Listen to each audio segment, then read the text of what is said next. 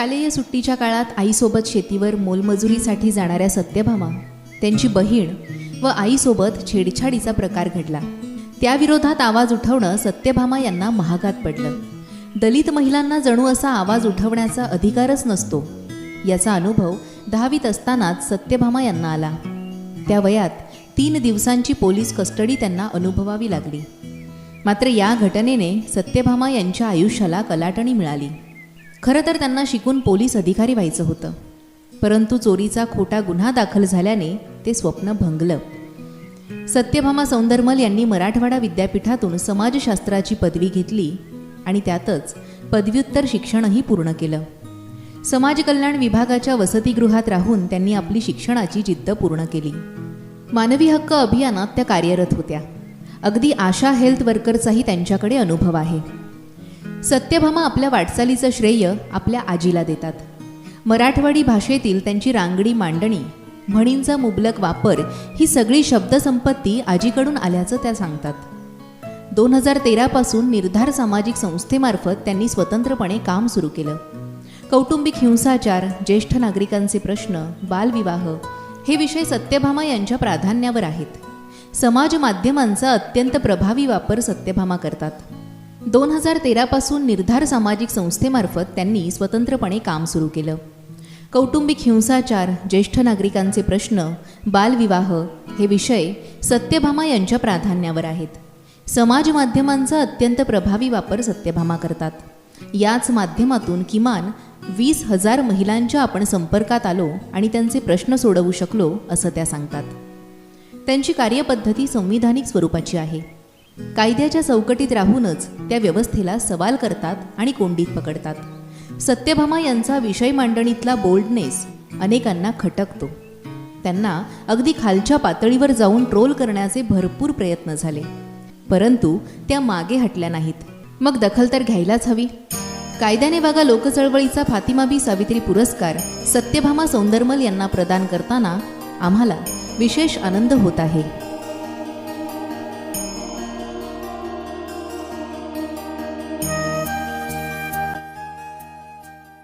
सत्यभामा सौंदरमल यांचा सन्मान करूया. सावित्री आणि ज्योतिबा असं चांगलं कॉम्बिनेशन सत्यभामाताई कायम समाज माध्यमांवर ज्या नारायणाचा उल्लेख करतात ते त्यांचे जोडीदार इथे उपस्थित आहेत. कायद्याने बघा लोकचळवळ आयोजित फातिमाबी सावित्री पुरस्कार 2023 सत्यभामा सौंदरमल यांना प्रदान करताना आम्हाला सुरुवातीला सांगते, मला 2 मिनिटं जरा जास्त.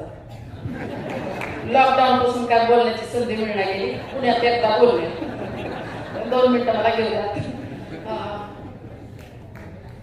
तर सुरुवातीला महामानवांच्या विचारांना मी अभिवादन करते आणि या फातिमाबी सावित्री पुरस्कारासाठी जी माझी काही निवड केली तर त्या निवड समितीला आणि सर्वांचे मी आभार व्यक्त करते.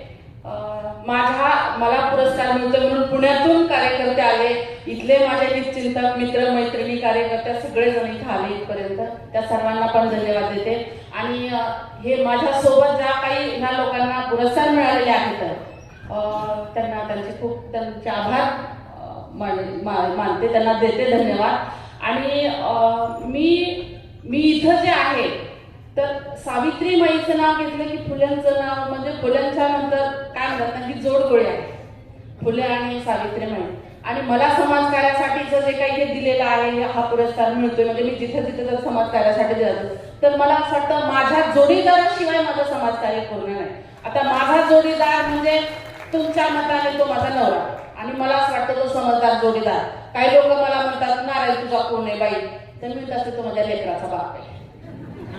म्हणजे पण तो माझ्या जोडीनं आहे. आणि काय म्हणतात ना, आज मी चांगल्या व्यक्तीला भेटले, दिशा पिंकी शेख यांच्याबद्दल असतं की नवरा हा बाईची येसन असते, म्हणजे ते तिला येसन घातलेली असते नवऱ्याच्या रूपाने. पण माझ्या नवऱ्याने, माझ्या जोडीदाराने माझ्या येसनेच्या कासराला सोडलेला आहे. तुला जिथं पळायचं तिथं पण मी घर सांभाळतो, असा हा जो आहे. तर त्याच्यामुळे मला काम करणं शक्य आहे. संवैधानिक मूल्यांचा अभ्यास असल्यामुळे हे काम शक्य आहे. कायद्याला धरून काम करणं शक्य आहे. कायद्याचा अभ्यास केल्यामुळे मला हे आहे. आता लोक मला बोलतेतले, मी त्यांच्याकडे लक्ष देत नाही, कारण मला माहिती आहे संवैधानिक मूल्य काय आहेत आणि कायदे काय आहेत आणि कुठं मला मर्यादा पाळायच्या तर कुठं मर्यादापणे काम करायचंय. तर त्याच्यामुळे हे मला काम करणं शक्य आहे. आज आपल्याला म्हणजे रुपाली ताई इथं आहेत, एरवी ते आम्हाला काही गाठणार नाही. त्याच्यामुळे मला सांगायचं आहे महाराष्ट्रातल्या महिलांच्या ह्याच्याबद्दल. ताई, तसं मी एक मेसेज केला की 2-4 प्रकरणात मला तुम्ही मदत केलेली आहे. लातूरच्या प्रकरणात अपंग महिलेचं जे प्रकरण झालं होतं त्याच्यामध्ये खरं तर ते पोलीस अधिकारी सस्पेंड व्हायला पाहिजे होते, पण ते झाले नाही. अपंग महिलांचे जे काही हे होतं प्रकरण बलात्काराचं, त्याच्यामध्ये 5 दिवस गुन्हा दाखल झालेला नव्हता. नंतर नीलमताई, तुम्ही, आम्ही असं सगळं मिळून ते गुन्हा दाखल झालेला. परंतु मनोधैर्य स्कीम मध्ये अद्याप 6 महिने होऊन गेलेत केस फाईल करून. 6 महिन्यापासून त्या महिलेला एकही हप्ता मिळालेला नाही. त्याच्यामध्ये असं मला समजतंय महाराष्ट्रामध्ये की त्याच्यामध्ये टक्केवारीनं पैसे घेतले जात आहेत. मनोधैर्याचा हप्ता वसूल करून द्यायचा असेल तर टक्केवारीनं, तर ही गोष्ट कुठेतरी हे आहे, तर याच्यात तुम्ही लक्ष घालावं. बालविवाह होऊ नयेत राज्यामध्ये, हे तुमचं प्रायोरिटीचं काम आहे किंवा तुम्ही त्याला आद्य कर्तव्य मानता सांगता, हे आम्हाला माहित आहे.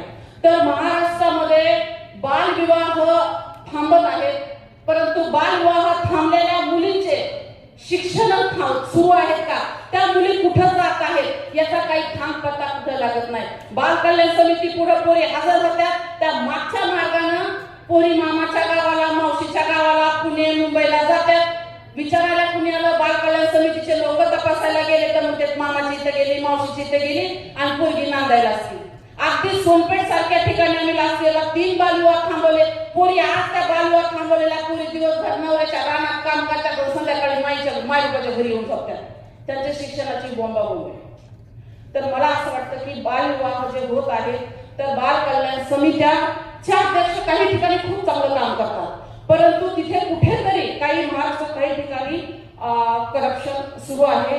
आणि हे बालविवाह झालेल्या मुली किंवा थांबवलेल्या मुली, महाराष्ट्रात आजही एकही बालविवाह थांबवलेल्या ज्या मुली त्यांनी विवाह रद्द केलेली एकही घटना नाही. की मला बालविवाह मान्य नाही असं म्हणणारी एकही मुलगी समोर येणार. एक तर हे म्हणजे थांबवण्याचं ते एक तर मुलींना हे माहीत नाही किंवा त्यांच्यावरती धार्मिक पगडा असल्यामुळे ती बात असू शकते, परंतु असं का होत आहे त्याच्यामुळे हे बघितलं पाहिजे. कौटुंबिक हिंसाचार आपल्याला दृश्य कारणं दिसतात, अदृश्य कारणं, पितृसत्ता, जातीयता, हे सगळं दिसतंय. परंतु बीड जिल्ह्यासारख्या ठिकाणी आमच्या 361 दारूचे दुकान आहेत, लायसन्सचे 361 दुकान आहेत आणि बेकायदेशीर दारू विकणारे 4785 दुकान आहेत. ह्याच्यावरती पण काहीतरी करावं, कारण हिंसाचाराच्या, महिलांवरच्या हिंसाचाराच्या घटना महिला आयोगाकडे येतात आणि याच्या पाठीमागं दारू पिऊन नवरे जे हाणमार करतात, आर्थिक हिंसाचार करतात, बालविवाह घरामध्ये होतात, आई वडिलांचा छेड होतो, याच्याकडे पण महिला आयोगाने लक्ष द्यावं मला असं वाटतं. दुसरी गोष्ट एक प्रकारे मी याच्यामध्ये हे झालेलं आहे की बालविवाहाच्या संदर्भाने जर बोलायचं झालं तर अंगणवाड्यांमध्ये महाराष्ट्रामध्ये सगळ्याच अंगणवाड्यामध्ये, मी अपवाद असं घेणारच नाही, कारण सगळ्याच अंगणवाड्यामध्ये बालविवाह होऊन आलेल्या मुलींची वय वाढवले जात आहे. त्याचा डाटा गोळा केला जात नाही. त्यांच्यावर माहित आहे की त्यांच्यावर वेगळं प्रेशर आहे. अंगणवाड्या कार्यकर्त्या गावात राहत असल्यामुळे गावचं राजकारण असतं, येल मांडवावर जायचं असतो, ते तोडायचं नसतोय, असं हे जे काही गावातलं असतं, तर त्याच्यामुळे हे बळी पडतात. तर बालविवाह प्रतिबंधक कायद्याची अंमलबजावणी करणारी जी काही यंत्रणा आहे, तर ह्या यंत्रणांनी प्रामाणिकपणे काम करण्यासाठी महिला आयोगाने याच्यामध्ये स्पेशली लक्ष द्यावं. मला